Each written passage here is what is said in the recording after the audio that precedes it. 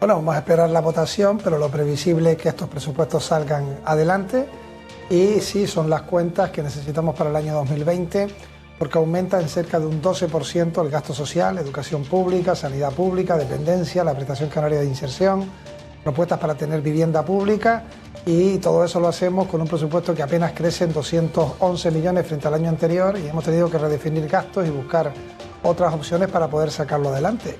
Y estamos hablando de la principal ley que podemos tener en el Parlamento de Canarias. Hoy es el día quizás más importante de la legislatura, y sacar unos presupuestos, con lo complicado que está la cosa, es para aplaudir. Hay que recordar que, por ejemplo, el gobierno de España, Pedro Sánchez, lo intentó en el año 19, no fue posible porque se puso la derecha, se puso también los partidos independentistas, hicieron chantaje, también algunos partidos nacionalistas, y por eso hubo elecciones. Así que sacar hoy los presupuestos es estabilidad también para Canarias. Claro, ¿y este presupuesto refleja la filosofía del Pacto de las Flores, del Pacto Progresista? Refleja al máximo que se puede el programa que nosotros presentamos en la investidura. Nos hubiese gustado tener muchos más recursos. Los que hubo, por ejemplo, en el año 18, en el año 19, aumentaron en 1.000 millones, en 500 millones. Hemos llegado en un momento distinto de cierta desaceleración económica, con complicaciones que todos conocemos, pero hemos respondido a ellas, estamos solventando los problemas que nos encontramos en el camino, y presentamos estas cuentas en plena campaña electoral. Hubo otras autonomías que prefirieron esperar, dejarlo para el año 2020, ir a prórroga, pero Canarias no se puede permitir ir a un presupuesto prorrogado, ni el de Canarias ni el de España, porque nos estamos jugando cientos de millones de euros que son claves para la economía de nuestra gente.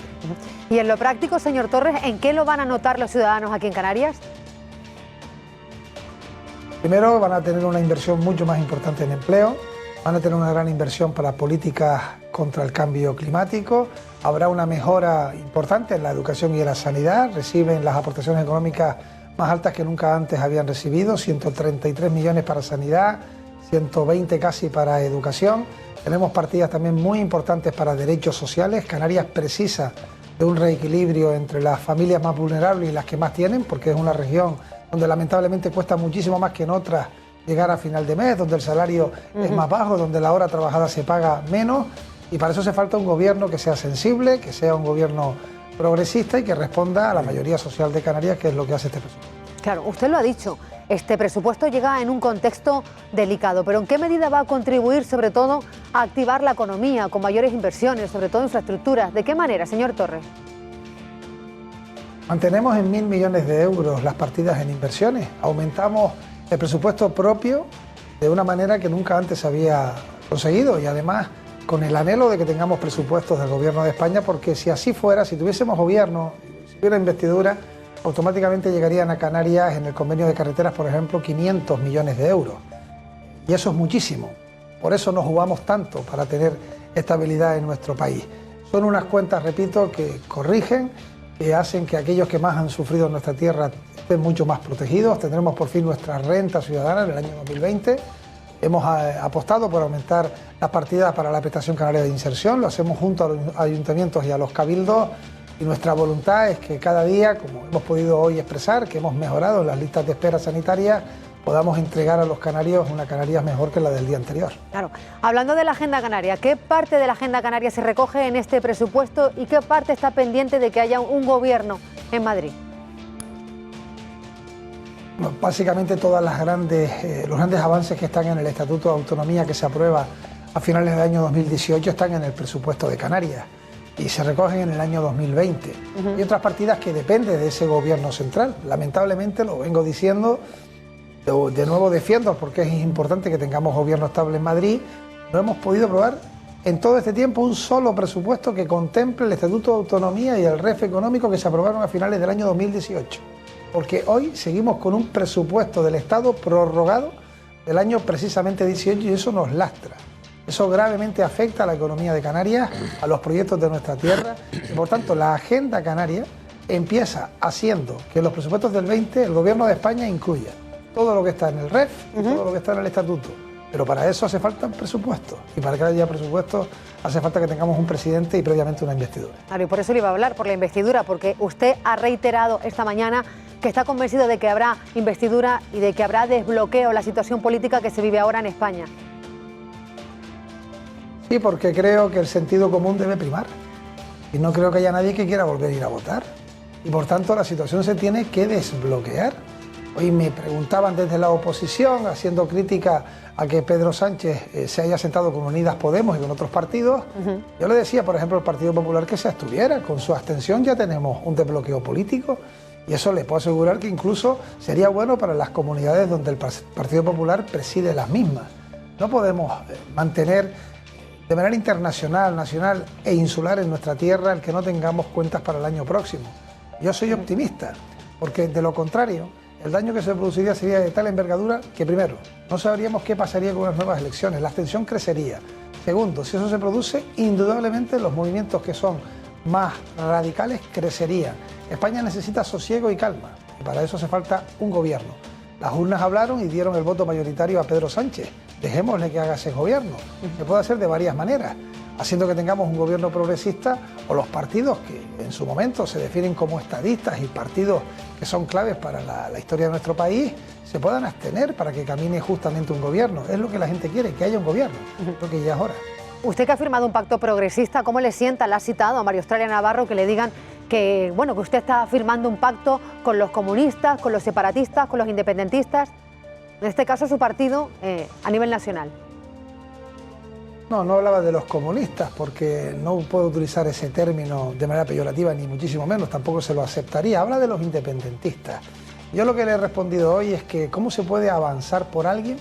El Partido Socialista Obrero Español, que es el partido con más historia, que fue clave en la transición democrática, que ya existía antes de la llegada de Franco, es el partido que pertenece a la estructura política de nuestro país desde el principio del siglo XX, pueda firmar nada con independentistas, ir contra la Constitución. Eso no cabe en ninguna cabeza.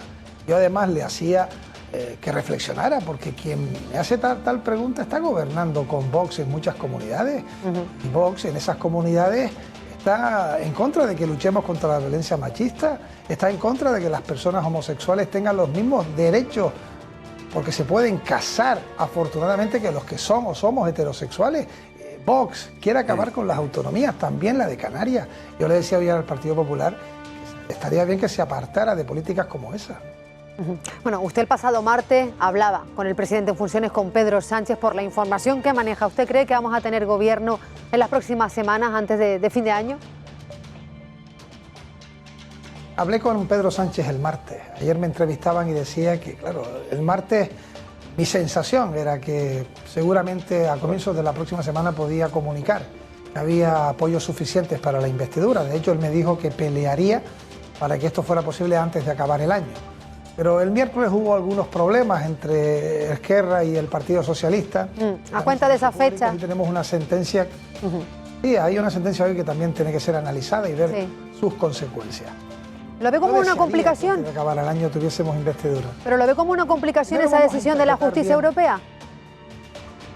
Las sentencias y las decisiones de los órganos judiciales nos pueden gustar más o menos, pero o recurres o acatas, no cabe otra. Por tanto, hay que respetar los poderes y separación de los poderes cuando hablamos desde lo público. Indudablemente esta sentencia exige con cautela, con paciencia, con calma, su análisis y ver también sus consecuencias. Pero yo espero, sinceramente, que en este país caminemos hacia el diálogo constitucionalista, que le sobra crispación y bronca, que no se ha ido a mejor con Cataluña cuando hace pocos años era solo un 30% de la población en Cataluña quienes se sentían independentistas y hoy están cercanos al 50%, que hay cosas que no se han hecho bien y que lo peor es que no se reconduzca la situación para poder tener una España donde todas las regiones se sientan parte de España con sus diferencias, que las tenemos, en nuestra manera de hablar, en nuestra gastronomía, en nuestra historia, pero de esa diferencia deben hacer un sentimiento común y para eso los primeros que tenemos que dar ejemplo son precisamente los políticos. Para terminar, presidente de Canarias, ¿en ese acuerdo de investidura va a estar contemplada la agenda canaria? Eso que no haya ninguna duda, porque repito, y sobre todo a quienes tienen algunas todavía dudas sobre si votar o no una investidura, y hablo de algún partido nacionalista canario como Coalición Canaria, al que le pido que deshoje ya la margarita, solo con el que podamos tener unos presupuestos en el 20 que contemple el Estatuto de Autonomía y el REF y que no tengamos que discutir con ninguna abogacía del Estado, ya merece la pena dar un apoyo, pero es que además estoy convencido que habrá muchas otras cuestiones, las he enumerado, habrá 500 millones de euros para carreteras de obra no ejecutada, habrá una defensa de Canarias como región ultraperiférica, habrá una defensa común también ante la salida del Reino Unido del Brexit y habrá también otras cuestiones que se podrán plantear por los partidos políticos para tener aquello que más merece recibir nuestra tierra.